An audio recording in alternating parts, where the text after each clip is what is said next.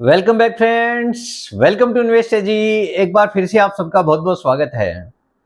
Friends, कई निवेशकों को लगता है कि जापान के बाजार ने लंबे समय से कुछ भी रिटर्न डिलीवर नहीं किया है, तो फिर भारतीय बाजार लंबे समय में क्या जरूरी है कि बड़ा रिटर्न डिलीवर कर दे। तो आज इसी का एक कंप्लीट सॉल्यूशन मैं आपके साथ में शेयर करूंगा ताकि हर किसी निवेशक का क्वेरी सॉल्व हो सकेगा, क्योंकि बहुत सारे निवेशक अलग अलग सोच रखते हैं। लेकिन आज जो डिटेल्स मैं आपके सामने रखने वाला हूं, उससे आपको अंदाजा हो जाएगा कि हमारा बाजार आपको किस प्रकार बड़ा पैसा बना के देने का दम रखता है। सबसे पहले मेरा इंट्रोडक्शन। मेरा नाम है रविकांत शर्मा और मैं MP registered mutual fund distributor हूं। मेरा एमपी रजिस्ट्रेशन नंबर है ARN138523। Employ unique ID number दिया है EUINE234641। तो फ्रेंड्स, आप देख सकते हैं आज का जो मेरा मेन टॉपिक है, जापानी बाजार ने लंबे समय से कोई रिटर्न नहीं दिया है, यानी काफी लंबा समय हो गया है, एक तरह से रिटर्न नहीं के बराबर दिया है, आप ये कह सकते हैं। तो फिर भारत में रिटर्न कैसे संभव है? हर किसी के दिमाग में ऐसा क्यूरी आता है। आज के बाद में ये क्यूरी पूरी तरह से सॉल्व होता हुआ दिखाई देगा। मुझे नहीं लगता कि आज के बाद में किसी के भी दिमाग में इस प्रकार का क्यूरी रहने वाला है। जापान के बाजार ने लंबे समय तक रिटर्न क्यों नहीं दिए और भारत में क्यों है अपार संभावनाएं, ये सब चीजें आपको जानने की जरूरत है। एक एक चीज मैं आपको बताने वाला हूं।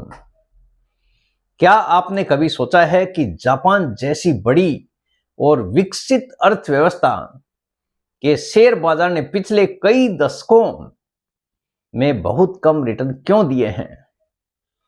क्योंकि निवेशक कहते हैं कि जब जापान ने रिटर्न नहीं दिया तो भारत में रिटर्न कैसे बन सकता है। तो ये आपको पता होना चाहिए कि वहां पे रिटर्न बने क्यों नहीं है। और वहीं भारत जैसे विकासशील देश में लगातार ग्रोथ और अपार निवेश के अवसर क्यों दिख रहे हैं? आखिर ये डिफरेंस क्यों है कि भारत में बड़ी ग्रोथ दिख रही है लेकिन जापान के बाजार ने विकसित होने के बावजूद भी बड़ा रिटर्न डिलीवर नहीं किया है? आइए जानते हैं इस दिलचस्प तुलना के पीछे के कारण क्या है। देखिए, जापान का उदाहरण मैं आपको देता हूं कि जापान की अर्थव्यवस्था ने लास्ट के कई सालों के बाद भी किस प्रकार रिटर्न डिलीवर किया है। 1980 के समय में ही जापान दुनिया की सबसे तेजी से बढ़ती अर्थव्यवस्थाओं में से एक था। 1980, उस समय हमारा देश तो कुछ भी नहीं था, आप ये कह सकते हैं। उस समय जापानी शेयर बाजार यानी निकी इंडेक्स रिकॉर्ड ऊंचाई छुई हुई थी।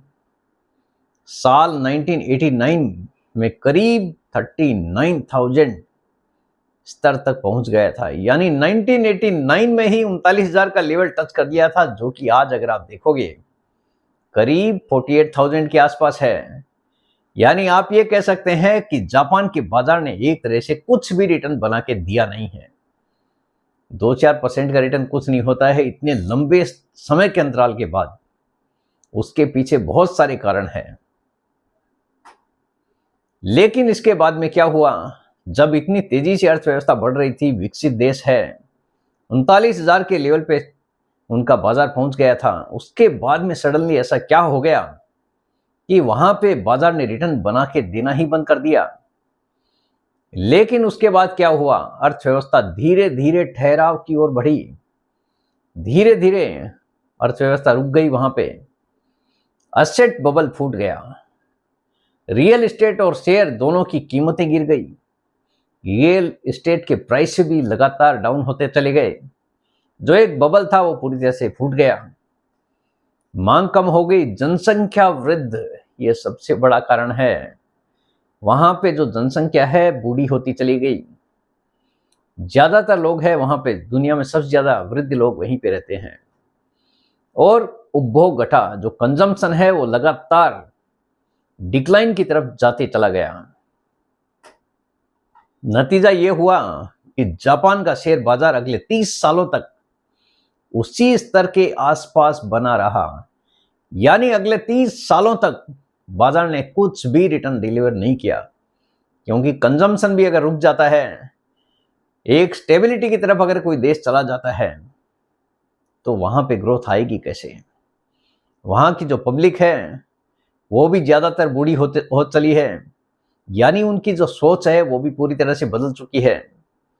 यह दिखाता है कि जब कोई देश डेवलप्ड बन जाता है तो उसकी ग्रोथ सैचुरेशन पर पहुंच जाता है, यानी इतना बड़ा डेवलप्ड कंट्री, उसके बाद में वहां पे पूरी तरह से एक स्टेबल, आप ये कह सकते हैं बाजार जिधर था उधर का उधर ही रह गया। कुछ भी ग्रोथ वहां पे हुई नहीं है बाजार में, लंबे समय के अंतराल भी बाजार में कुछ भी रिटर्न बना नहीं है।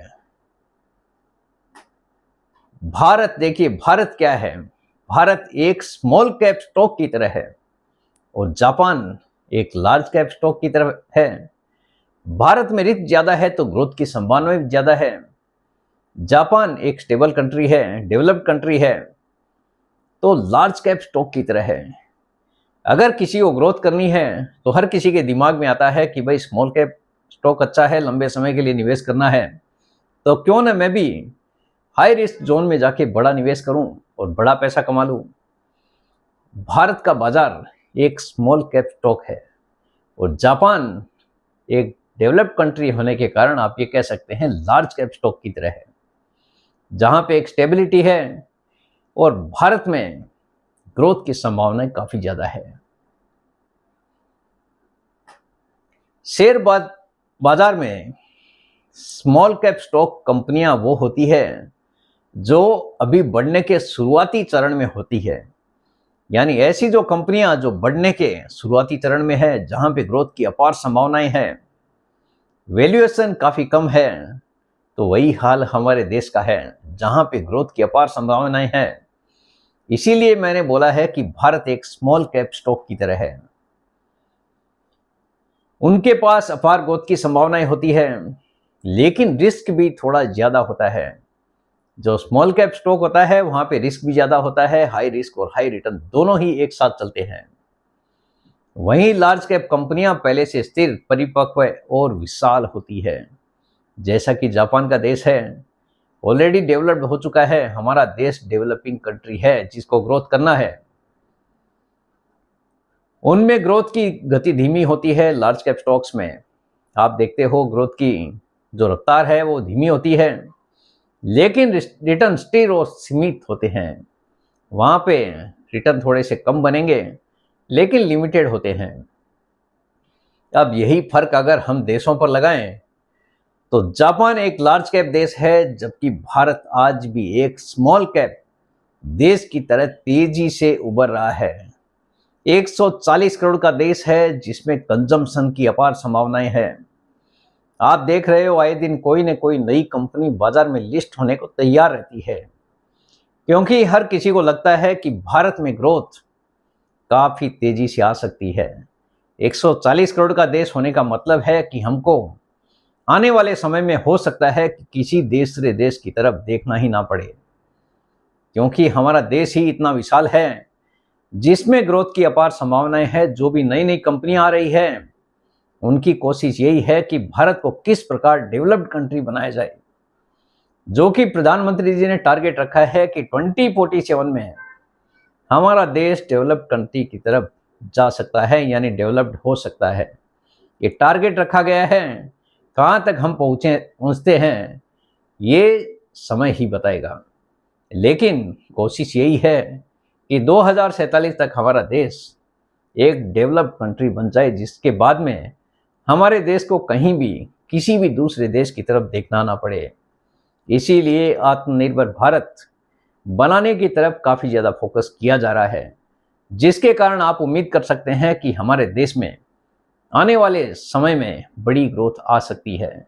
इसीलिए मैंने आपको बोला है कि भारत एक स्मॉल कैप स्टॉक की तरह है, जो कि लंबे समय के निवेशकों को बड़ा रिटर्न बना के देने का दम रखता है।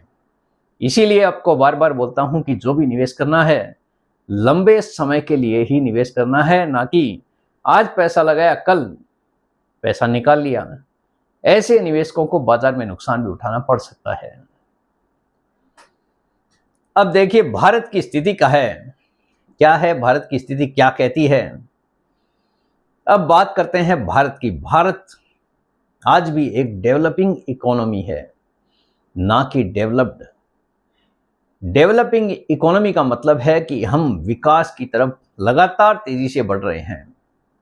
इसका मतलब यहां ग्रोथ की अपार संभावनाएं हैं, अपार अवसर है।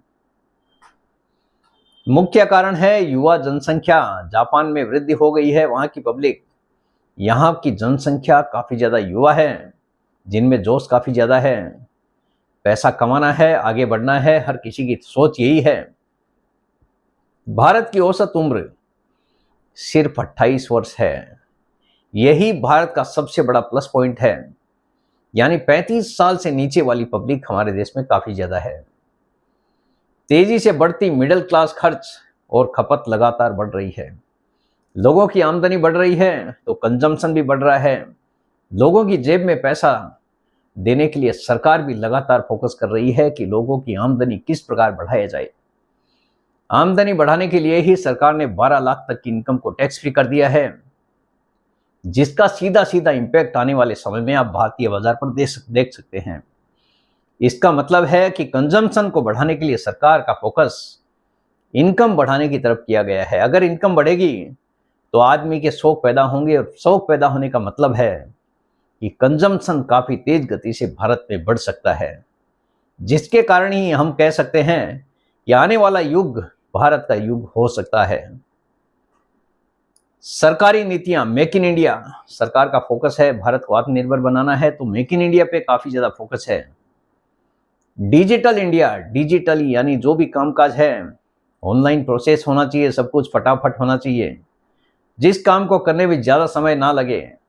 यानी जो फोकस है सरकार का ऑनलाइन ट्रांजैक्शन के ऊपर काफी ज्यादा है। पीएलआई स्कीम्स जैसी योजनाएं चालू की गई है, जिससे कंपनीज को काफी ज्यादा फायदा हो। औद्योगिक विकास को बढ़ावा दिया जा रहा है, ये सारी की सारी चीजें चालू करके हैं। इंफ्रास्ट्रक्चर में निवेश काफी ज्यादा हो रहा है हमारे देश में। सड़कों, रेल, बंदरगाहों, स्मार्ट सिटी पर बड़े पैमाने पर काम चालू है। विदेशी निवेश, एफडीआई, दुनिया भर की कंपनियां भारत में देख रही है अवसर, क्योंकि हर किसी को पता है कि भारत 140 करोड़ का देश है, तो यहाँ पे ग्रोथ की अपार संभावनाएं हैं। क्यों न मैं भी भारत में जाके कोई न कोई व्यापार करूं, जिससे ना तो मुझे कंजम्पशन की तरफ देखना पड़े, ना ही प्रोडक्शन की तरफ देखना पड़े, क्योंकि इतना विशाल देश है तो प्रोडक्शन भी वहीं पे हो जाएगा, और कंजम्पशन के लिए 140 करोड़ का देश है, तो क्यों न मैं भी भारत में जाके कुछ व्यापार करूं। यही सोच हर किसी की बनती है। इसीलिए एफडीआई निवेश के द्वार भी भारत में काफी तेज गति से खोले जा रहे हैं। इसीलिए भारतीय शेयर बाजार में लॉन्ग टर्म ग्रोथ की संभावनाएं कहीं ज्यादा है। इसीलिए मैं कहता हूं कि भारत में बड़ा पैसा बन सकता है, क्योंकि जहां पे ग्रोथ की संभावनाएं होती है पैसा वहीं पे बनता है। जैसा मैंने आपको बोला है, भारत एक स्मॉल कैप स्टॉक की तरह है, ये आपको दिमाग में रखने की जरूरत है। निवेशक के लिए देखिए क्या सीख है। विकसित देश, डेवलप कंट्रीज में ग्रोथ मैच्योर होती है, इसीलिए रिटर्न्स सीमित होते हैं। जो कंट्रीज डेवलप्ड हो चुकी हैं वहां पे रिटर्न सीमित होते हैं। विकासशील देश, डेवलपिंग कंट्रीज जो होती है, वहां पे एक्सपेंशन फेज में कामकाज चल रहा होता है, यानी एक्सपेंड हो रहा है हमारे देश में। आप देख रहे हैं किस हिसाब से आए दिन कोई न कोई नया व्यापार शुरू हो जाता है, नई नई कंपनियां लिस्ट हो रही है। हमारा देश इसीलिए काफी तेज गति से, आप ये कह सकते हैं, आगे बढ़ने की ओर चल पड़ा है। इसीलिए रिटर्न की संभावनाएं काफी अधिक होती है। यानी हमारा देश है, डेवलपिंग कंट्री है, तो यहाँ पे रिटर्न बनने की संभावनाएं काफी ज्यादा है। भारत में भी उतार चढ़ाव आते हैं, लेकिन लंबे समय में यहाँ की ग्रोथ स्टोरी मजबूत है।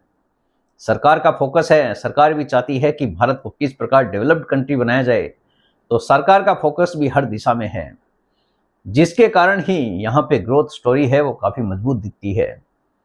जो निवेशक धैर्य रखते हैं उनके लिए भारत अगले 10 से लेके 20 सालों का गोल्डन अपॉर्चुनिटी जोन हो सकता है, यानी जिस किसी का टारगेट 10 से लेके 20 साल का है, उस निवेशक के लिए गोल्डन अपॉर्चुनिटी जोन हमारा देश बन सकता है। यानी बड़ा पैसा अगर बनाना है तो भारत आपको बड़ा पैसा बना के दे सकता है। आप जो पैसा लगा रहे हैं किसी एक स्कीम में नहीं, बल्कि भारत के ऊपर दांव लगा रहे हैं।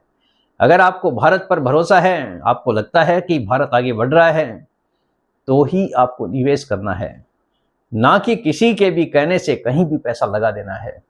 जब तक आपको मन में भरोसा नहीं होगा कि हमारा देश आगे बढ़ रहा है, तब तक आप पैसा बिल्कुल भी ना लगाएं, क्योंकि आपका जो पैसा है, आप ये कह सकते हैं कि हमारे देश की इकोनॉमी के ऊपर लग रहा है। तो इसी भरोसे के साथ में ही आपको निवेश करने की जरूरत है। यही फर्क है कि एक विकसित और विकासशील अर्थव्यवस्था में, मैंने आपको एक एक पॉइंट बताया है विकसित अर्थव्यवस्था और विकासशील अर्थव्यवस्था का। जापान ने अपनी ऊंचाई देख ली, जबकि भारत अभी अपनी चोटी की ओर देख रहा है, क्योंकि भारत ने एक बड़ा टारगेट डिसाइड किया है कि आगे बढ़ना है, चाहे इसके लिए कुछ भी करना पड़े। और लगातार हम इसी कोशिश में आगे बढ़ भी रहे हैं। आएगा एक दिन जब हम भी कहेंगे कि आज हमारा देश डेवलप्ड कंट्री बन चुका है। तो फ्रेंड्स, उम्मीद करता हूं आपको आज का वीडियो पसंद आ गया होगा। वीडियो अगर पसंद आ गया, वीडियो को लाइक करना, शेयर करना बिल्कुल मत भूलिए। बेल आइकन पे जरूर क्लिक करके रखिए। चैनल को जरूर सब्सक्राइब कीजिए। जितने ज़्यादा लोगों के साथ में हो सके शेयर कीजिए, ताकि हर किसी को इसका बेनिफिट मिल सके। Thank you very much friends. Thanks for watching this video.